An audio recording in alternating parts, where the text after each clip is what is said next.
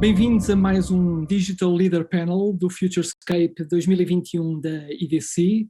Hoje o tema será o Future of Digital Innovation e connosco vamos ter o João Dias, Chief Digital Officer do Novo Banco, Marco Nigris, Managing Director da Fintech House e Miguel Fontes, Diretor Executivo da Startup Lisboa. Aproveito desde já para agradecer aos três a vossa participação.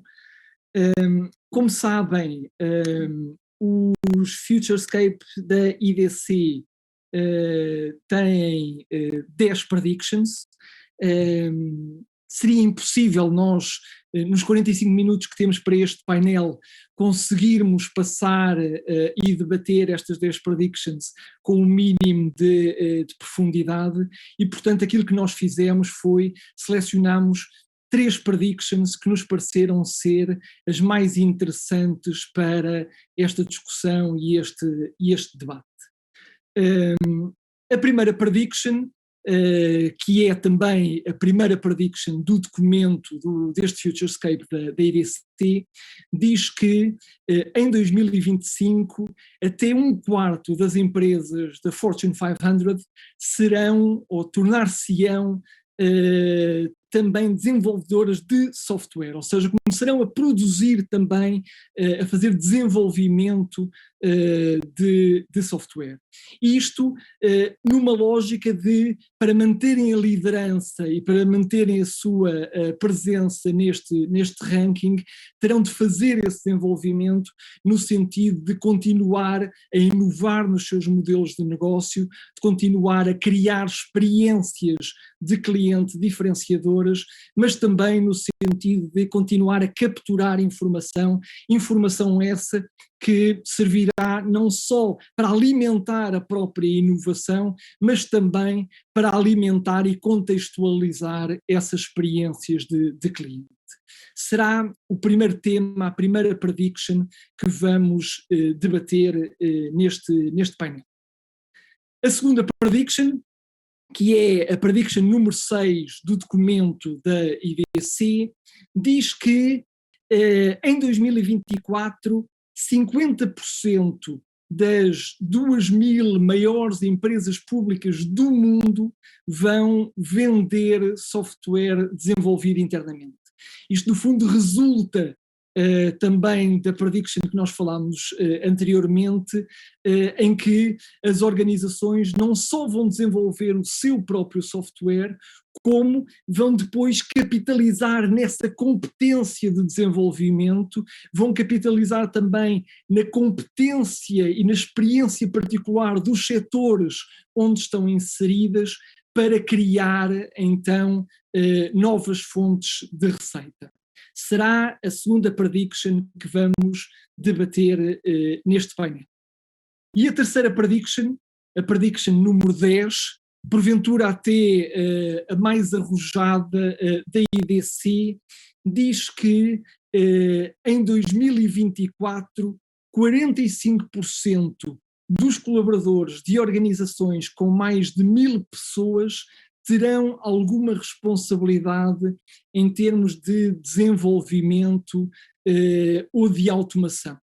No fundo, isto tem a ver com a emergência de ferramentas de low-code e de no-code cada vez mais fáceis de utilizar, mas também tem a ver com a consciência de que são os colaboradores que estão na linha da frente das empresas que terão mais sensibilidade para quais são as oportunidades, onde é que estão essas oportunidades de inovação e de relacionamento diferenciado com os clientes.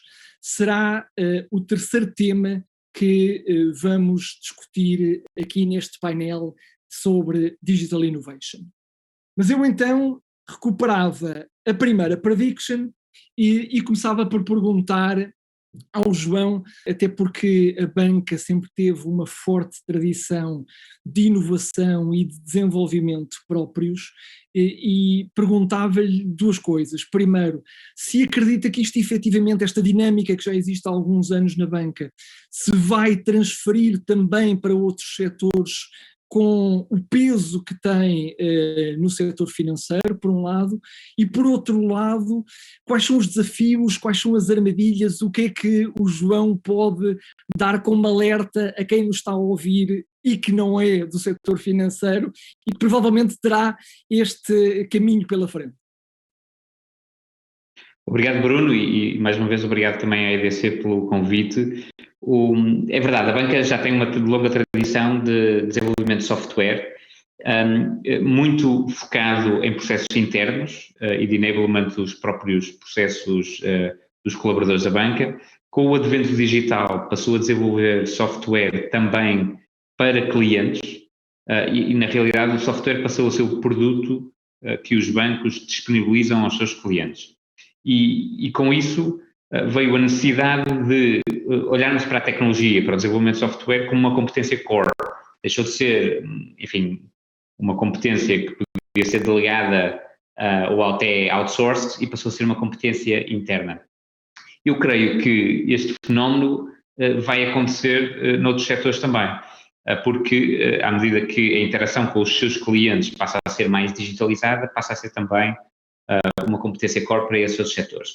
Um dos grandes desafios que se põe aqui nessa transformação é precisamente como é que uma empresa, tipicamente, no meu caso financeira, desenvolve competências tecnológicas ao ponto de se começar a chamar quase como uma empresa tecnológica.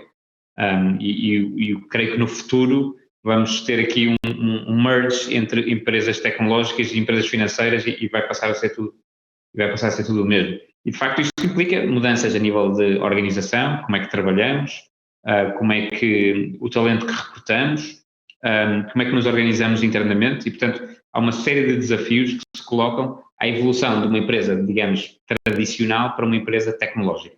Muito bem. Marco, uma pergunta que é a seguinte: o racional, ou um dos racionais aparentes para esta transição tem a ver com manter ou ganhar algumas vantagens competitivas.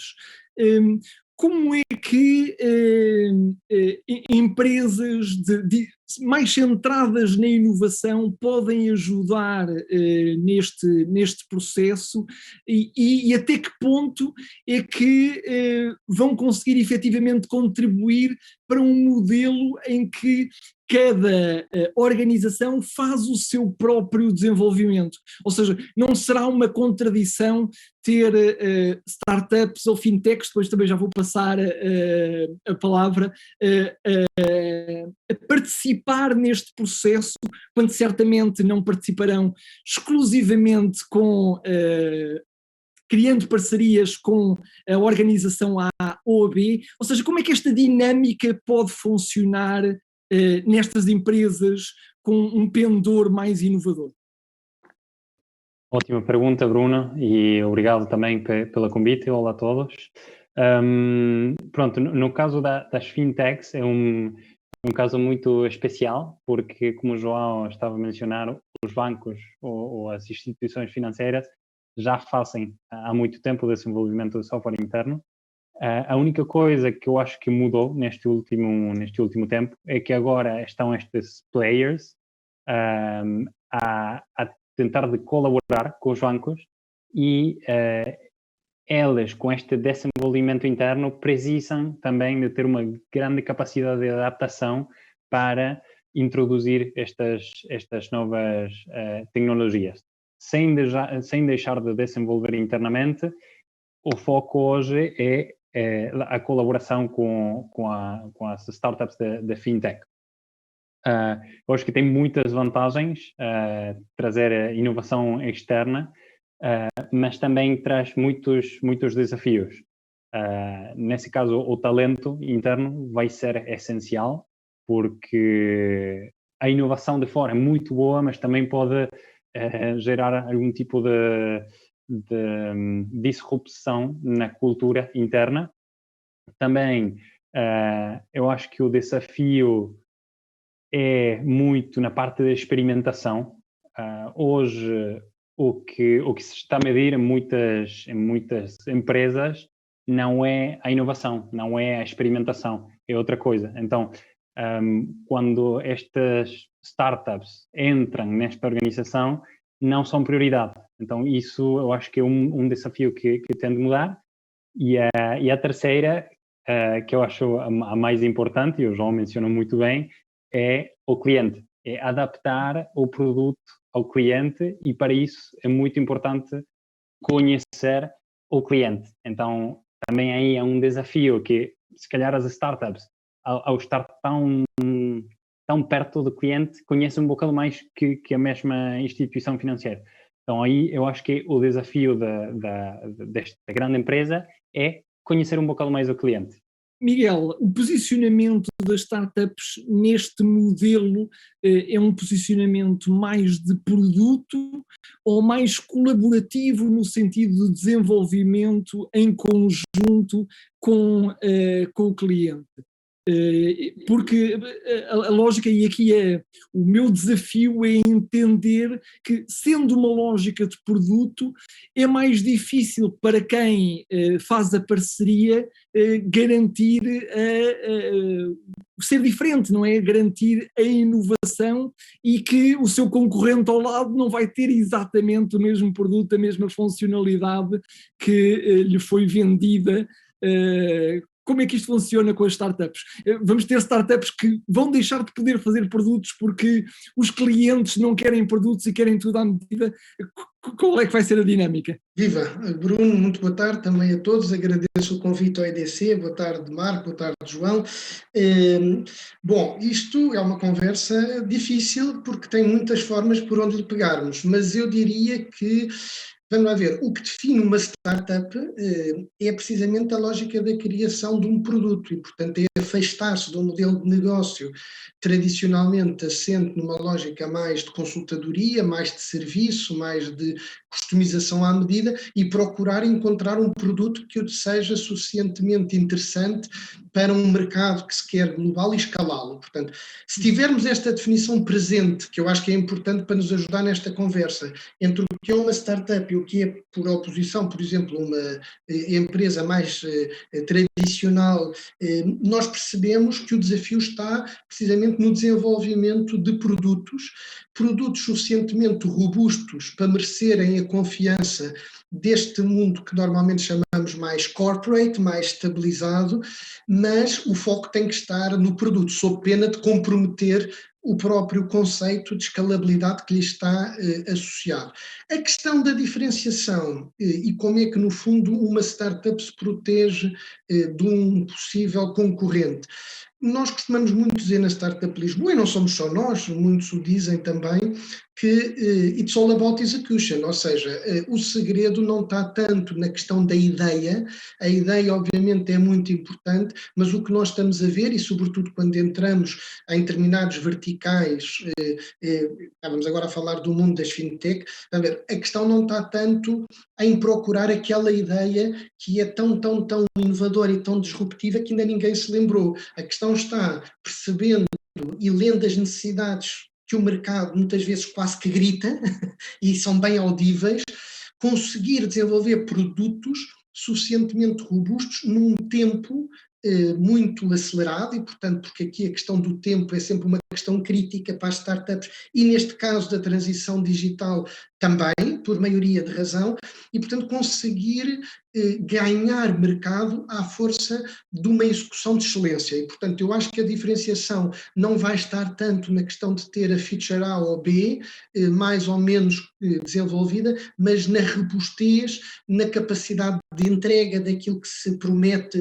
ao mercado. Acho que é muito à volta destes tópicos que nós vamos olhar para o mercado nos próximos tempos.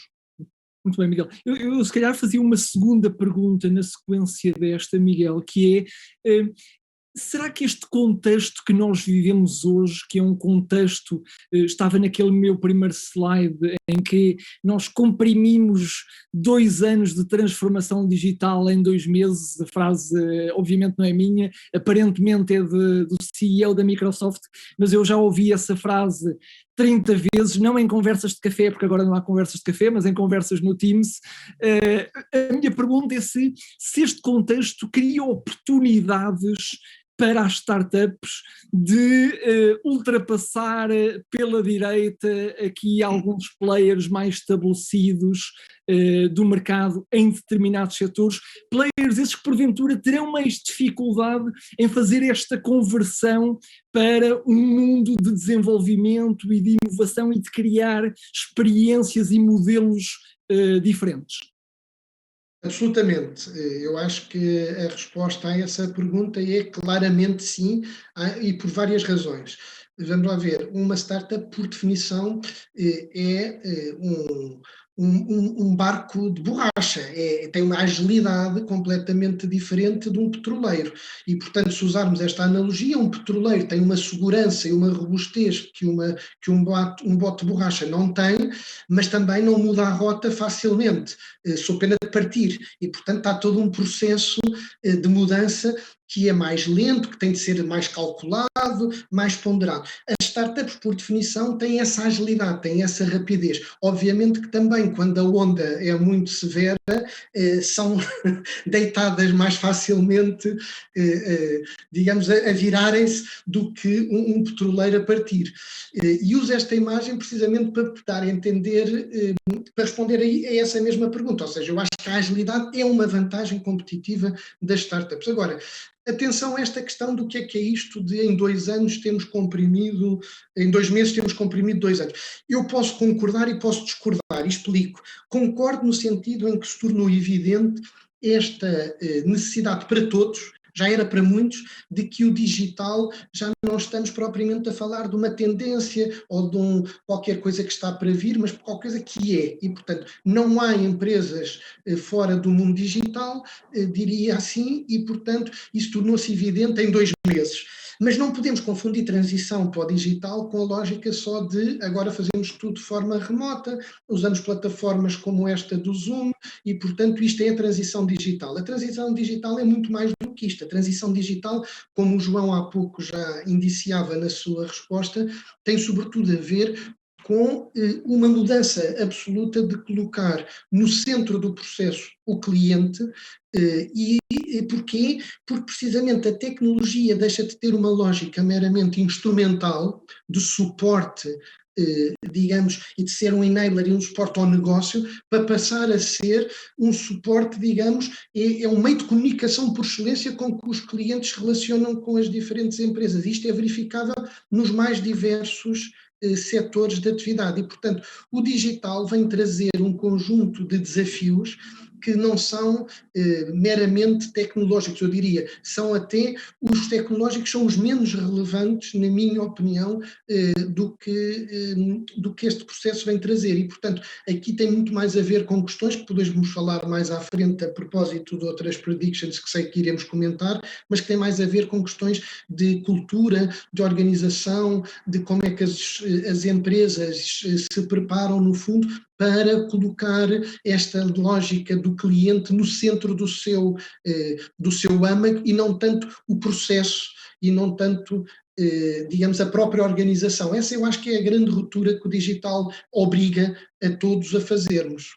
João, este tema do acelerar da digitalização é um tema que preocupa ou é uma oportunidade? Ou seja, vocês olham aqui para as startups e para as fintechs e veem como uma preocupação este acelerar da digitalização. Já dissemos que a banca parte com vantagem, não é? Porque já há muitos anos que vive esta dinâmica, mas a dinâmica também está a mudar. A banca está preparada, olha para isto com otimismo ou mais com preocupação? Qual é que é o pendor do sentimento? A minha hipótese é que as instituições incumbentes têm aqui uma oportunidade de, através do digital, e de facto o Covid vem acelerar isso, através do digital, transformarem o seu modelo operativo e o seu modelo de negócio ao ponto de voltarem a ser economicamente atraentes, voltarem a ter um papel na sociedade que é mais respeitado, etc, etc. Eu aqui estou a falar muito, obviamente, do ponto de vista das instituições financeiras. Agora, é uma oportunidade que provavelmente nem todas as instituições financeiras incumbentes vão conseguir agarrar. E se quiser, aí está a parte mais desafiante ou até inquietante, que é,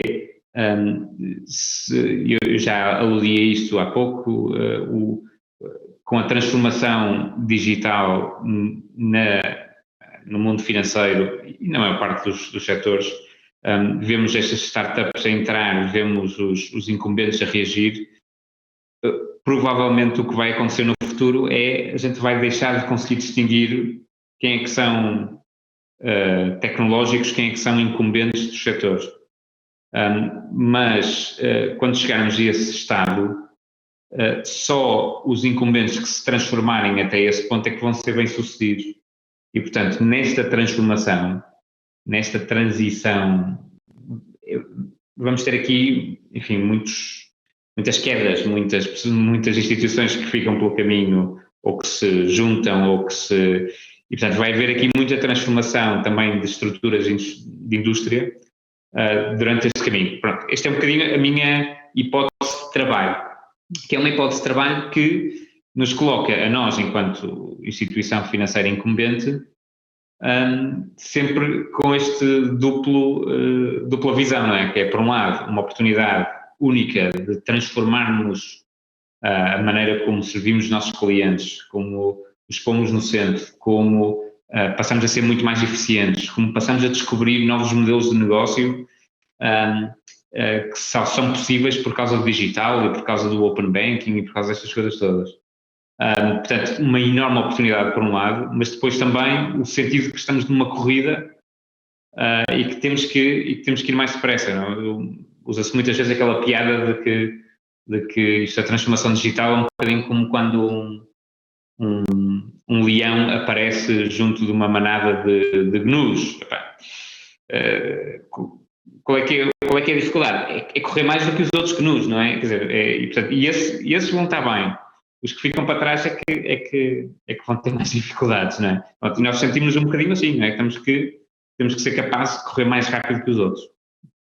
João, eu lembro-me de um outro painel onde nós participámos os dois, que dizias que o novo banco já começava a ter muitas startups ou muitas fintechs, agora já não me recordo exatamente, mas empresas mais pequenas no vosso processo de desenvolvimento, que não estava tão dependente dos grandes players tradicionais de tecnologia. Isso também é uma forma de tentar reduzir esse risco e trazer para dentro as competências que o Marco falava há pouco também? Sim, eu diria que sim, o estarmos próximos da cena fintech é algo que nós encorajamos muito, essencialmente porque nos traz acesso à inovação que nós seríamos incapazes de fazer nós próprios e, portanto, é provavelmente a maneira mais prática para uma instituição do nosso tamanho de pensar em inovação, é estar muito conectado com estas entidades que, como dizia o Miguel, são pequenos barcos de borracha, portanto mexem-se muito depressa e conseguem ir buscar oportunidades e descobrir aquilo que funciona de forma muito rápida e, portanto, nós vamos atrás e aproveitamos isso. É igualmente um desafio muito grande enquadrarmos estas fintechs e estas instituições sem as abafarmos de tal maneira que elas caem sob o peso de uma instituição um bocado maior como a nossa. Nós sabemos que temos processos, por exemplo, de procurement, que são bastante longos. Os nossos processos, por exemplo, por causa da regulação europeia, tudo o que seja software as a service, que nós integremos no nosso ecossistema, tem que passar por um processo muito rigoroso de assessment de outsourcing, que é ditado pelas regras do Banco Central Europeu, e, portanto, um processo de outsourcing pode demorar 6 meses, 1 ano. É uma coisa, é muito duro, é difícil. E muitas destas startups não aguentam, não conseguem ter um sales cycle de 6 meses ou 1 ano.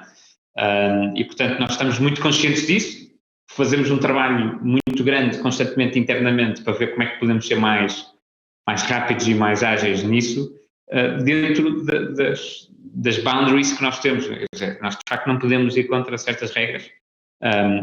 Dito isto, muito daquilo que é a nossa ineficiência e ineficácia interna vem mais até, enfim, do legacy de processos e de práticas internas do que de regras que não são impostas, e portanto há muito espaço para nós fazermos melhor e portanto estamos constantemente a fazer isso. Mas nós, voltando ao início, temos muita vontade de trabalhar com estas empresas pequenas, vemos nelas uma grande fonte de inovação e inspiração, e também estamos sempre muito conscientes de ter muito cuidado de não as estragar porque sabemos que podemos ser demasiado pesados e grandes para elas. Bem, eu se calhar ficava ainda com o João para mais uma pergunta agora sobre aquela outra prediction, a segunda prediction que nós selecionamos, que tem a ver com a venda deste software, ou seja, eu produzo software, desenvolvo competências internas e depois vendo essas competências ou produtifico o meu software para vender. Isto é algo que faz sentido ou é algo que de alguma forma contraria a lógica de eu querer ter uma posição diferenciada dos demais? Não estou a vender os segredos. Como é que isto é compatível uma coisa com a outra?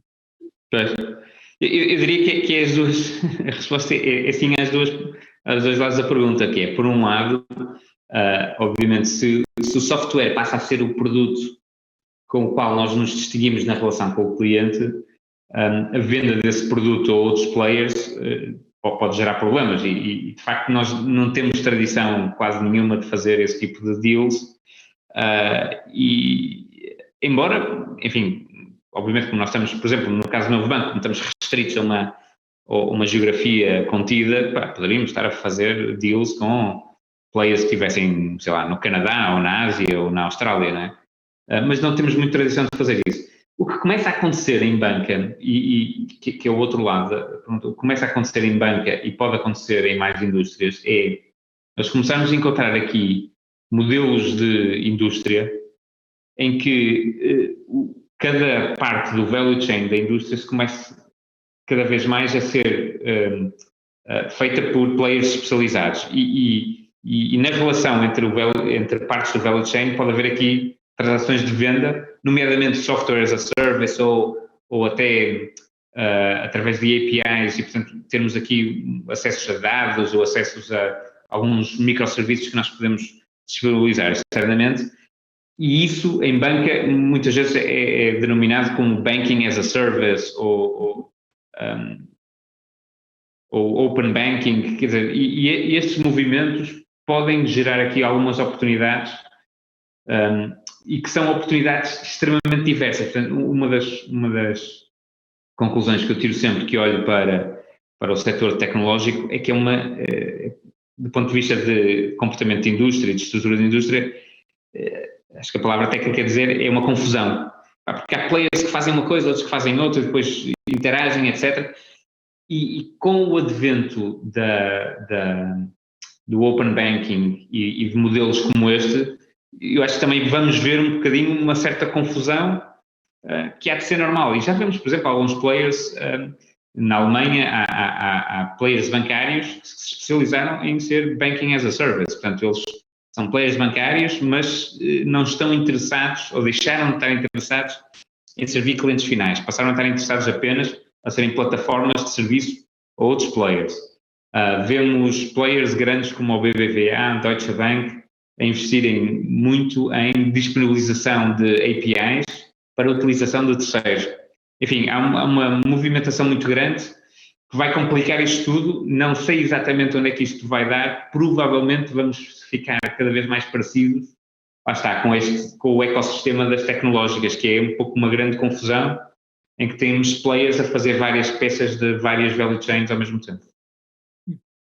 Marco, no contexto das fintech, qual é que é a realidade? Ou seja, dentro desta lógica de Banking as a Service e que na cadeia de valor eu posso ter um conjunto interminável de pequenas organizações a fornecer serviços muito específicos daquele passo da cadeia de valor.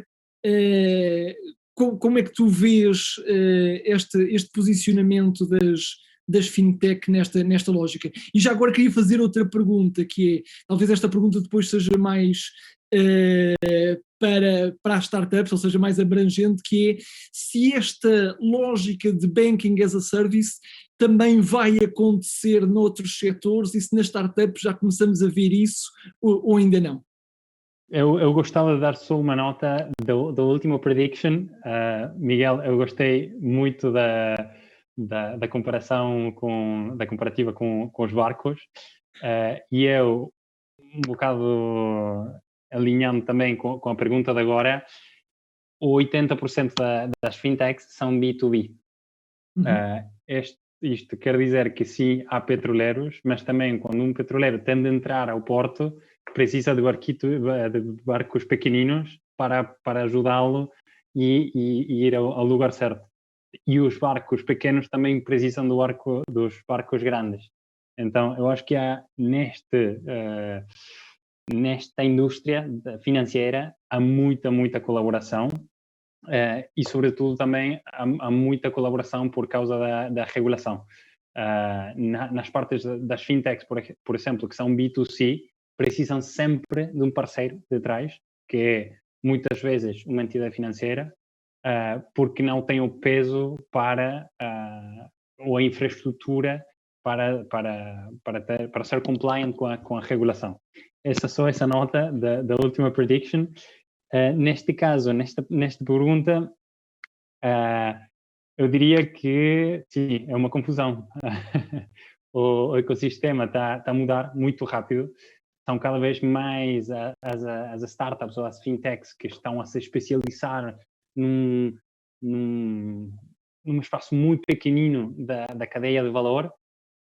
O Banking as a Service está a crescer. As plataformas que estão a oferecer, não sei, IBAN, contas bancárias, cartões de crédito, cartões pré-pagos, estão a crescer, são cada vez mais, e eu acho que no futuro, e esta mais com a segunda pergunta, no futuro todas as empresas serão fintechs. Não será mais inovação, será a base da empresa. Em muitas indústrias, há outras que não. Mas, por exemplo, o turismo, já há coisas que as empresas de turismo não podem não ter e estão muito focadas no fintech. As telco também. Estamos a ver uma grande transformação na parte de seguros e também de payments ou de cartões ou de whatever, que elas estão a introduzir. E isso é fintech noutros sectores que não é só a indústria financeira. Uhum. No fundo, então, depois o papel da grande organização é escolher quais são essas peças do Lego para montar, então, a sua experiência e o seu modelo de negócio para os seus clientes finais. É essa a visão do futuro? Eu acho que sim. Aqui, usando um bocado a ideia do João com o leão, tu tens de correr e tu escolhes para onde correr.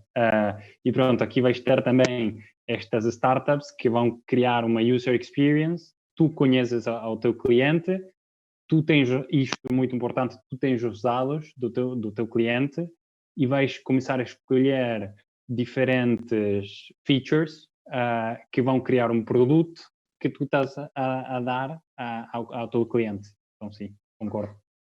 Muito bem. Miguel, no contexto das startups e da Startup Lisboa, também é esta a lógica, ou seja, também é uma lógica mais orientada a B2B, ou antes pelo contrário, é uma lógica mais autónoma de criação e execução de novos modelos de negócio? Ou seja, a realidade que vês é mais uma realidade próxima desta que o Marco e o João falam, ou é uma realidade diferente?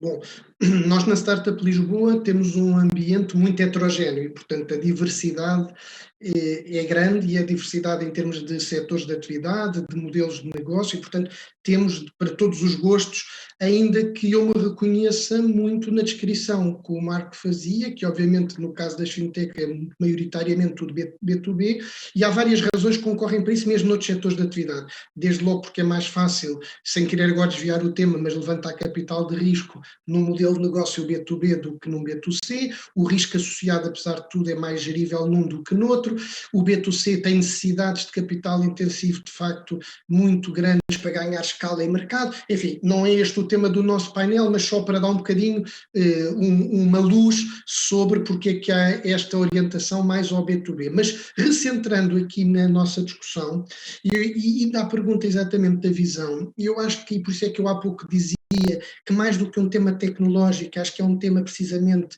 de visão, de liderança, de negócio. A questão está, o que o digital veio tornar evidente é que qualquer organização que se pense assim, no seu mercado de atuação, numa lógica de fechamento e numa lógica de autossuficiência, estará condenada, se ainda estiver viva, está condenada a morrer. E isto é uma prediction que eu acho que qualquer um pode fazer com grande segurança, porque é facilmente verificável em que é que isto se traduz no concreto. Significa que esse complexo de autossuficiência lhe vai permitir, ou melhor, não lhe vai permitir estar atento ao que está a acontecer de todos os lados, e obviamente seria irrisório e pretencioso imaginar-se que uma organização, por mais forte que ela seja, consegue ter em si todos os ingredientes de uma sociedade que muda a um ritmo absolutamente avassalador e, portanto, tem que se posicionar no mercado aberto. Isto não é um postulado meramente teórico, isto tem consequências evidentes da forma de organização dos processos, da cultura das empresas, da forma de perspectivar o negócio. Por exemplo, do ponto de vista tecnológico, quem desenvolve e continua a pensar no desenvolvimento de tecnologia fechada sobre si mesmo, sem capacidade de integração, e fizer disso achar que aí é que está a sua segurança e a sua força, está a morrer. Tem que encontrar a segurança em ambientes abertos de integração. E isto cruza depois com todos os outros temas que nós conhecemos, da eficiência operacional, da cibersegurança, por aí fora. Mas, por isso é que eu digo que o tema do digital, e queria sublinhar isto, é muito cultural. E é muito cultural neste sentido, que é, ainda hoje, a banca é um setor que, apesar de tudo, está, e em Portugal, nomeadamente, teve sempre um papel muito liderante na inovação tecnológica, é dos setores que eu acho que nós temos que melhor compete quando olhada internacionalmente, mas mesmo na banca, só porque estamos a falar deste case, ainda hoje há situações que me deixam surpreendido pela negativa. Eu, por exemplo, o João, sei que liderou no Novo Banco um conjunto de apps no ano passado, em que integrou e trabalhou diretamente a partir das necessidades dos clientes, ouvindo os clientes, trabalhando com startups, mas sei de quem há muito pouco tempo, não estamos a falar do passado, estamos há muito pouco tempo, prefere estar fechado com as suas equipas de R&D e de IT a procurar desenvolver soluções durante 2, 3 anos e depois tem esta alegre surpresa de verificar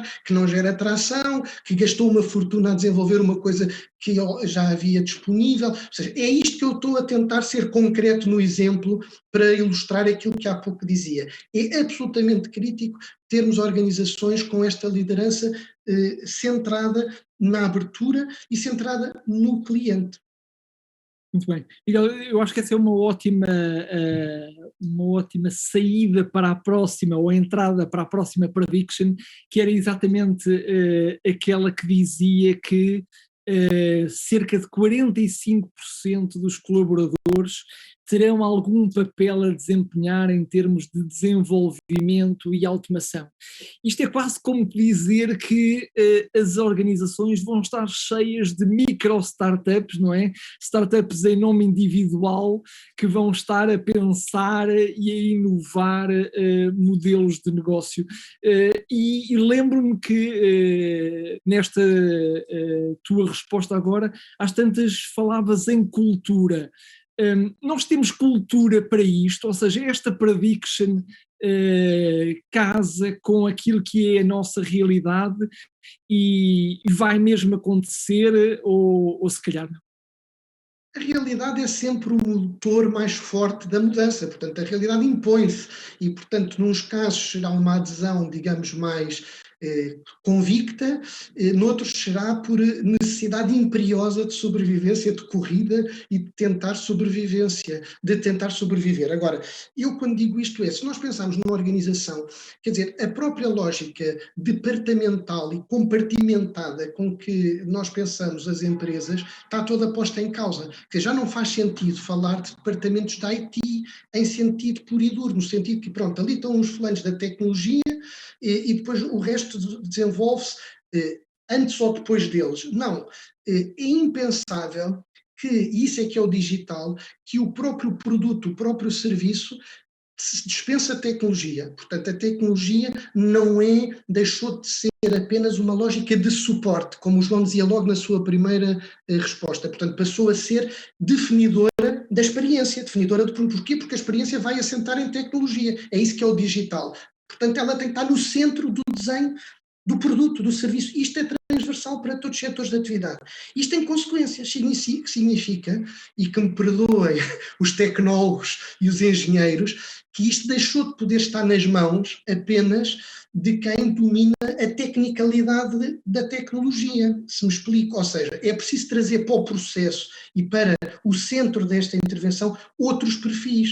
E é por isso que hoje está tudo muito mais integrado do que nós às vezes temos a percepção. E mesmo, por exemplo, em áreas de conhecimento que até há pouco tempo se dizia que tinham pouca procura no mercado de trabalho, e é verdade, eu vejo tendências que ainda se calhar não estão claras para toda a gente, mas que são isso mesmo, são tendências que provavelmente virá do mundo das ciências sociais, virá, por exemplo, de um corpo como a antropologia, alguém que estará mais bem posicionado para, se nós dizemos que a experiência é tudo e pomos a experiência no centro, então porventura vamos ter que dar voz a profissionais e a metodologias que até agora estão mais ausentes daquilo que são os departamentos duros da componente de desenvolvimento de produto. E, portanto, vamos ter, julgo eu, não é só organizações, toda a sociedade tenderá a ser cada vez mais integrada. E, portanto, esta compartimentação muito forte em que nós crescemos, em que de um lado estão os que sabem de números, do outro lado estão os que sabem de marketing, do outro lado são os que estão de tecnologia. O que nós vemos é que precisamente ao reconduzirmos ao centro a experiência, o serviço ao cliente, tudo isto está muito mais integrado e, portanto, vamos, se calhar, passar a ter muito mais a lógica, vou dizer assim para ser mais fácil, de equipa de projeto, e que tem estas componentes todas do continuarmos numa organização hipercompartimentada que só é adequada para um organograma que já morreu, porque não reflete de toda a necessidade das organizações responderem aos desafios dos dias de hoje. Este parece-me um contributo que, nomeadamente o mundo da gestão, tem que estar muito atento porque tem consequências muito práticas, imediatas na forma de pensar e gerir as organizações. Muito bem. João, muito rapidamente, porque estamos mesmo com o nosso tempo a terminar, eu queria só perguntar se isto é possível numa grande organização, ou seja, esta hiperdistribuição do desenvolvimento, ou seja, vocês já visualizam esta realidade ou é algo que ainda está um bocadinho no foro da ficção? Muito rapidamente, é uma ideia ainda muito inexplorada, mas é provavelmente uma das ideias com maior impacto na nossa capacidade de transformação. A democratização do desenvolvimento, termos 45% de citizen developers dentro da nossa organização, seria uma oportunidade enorme para acelerarmos a nossa transformação. Onde é que eu vejo um enorme desafio também? É como é que fazemos o reskilling da nossa organização para poder ter essa capacidade. Por mais que a tecnologia nos ajude a ter low code ou no code, é preciso depois, ainda assim vai ser preciso algum skill para fazer a coisa acontecer, e esse trabalho de reskilling das organizações não é propriamente fácil e provavelmente será um dos maiores desafios que teremos durante esta década. Muito bem. Marco, uma opinião também rápida sobre este tema, para terminar. Muito rápido, eu acho que Python é o novo inglês. Eu quando era mais novo me diziam, pá, tens de aprender inglês porque senão vais ficar fora. Hoje é desenvolvimento. E eu acho que para uma empresa qualquer tamanho, para uma empresa poder escalar, não se pode depender de um departamento de software de desenvolvimento para criar soluções, ou tem de ser a mesma equipa muito pequena com pessoas capazes de desenvolver software. Muito bem. Mais uma vez queria agradecer aos três a vossa participação. Parece-me que foi um painel extremamente rico e interessante. Agradecer também a quem nos esteve a ouvir e dizer-vos que amanhã às 10 da manhã recomeça o Futurescape com o tema do Future of Customers and Consumers. Obrigado.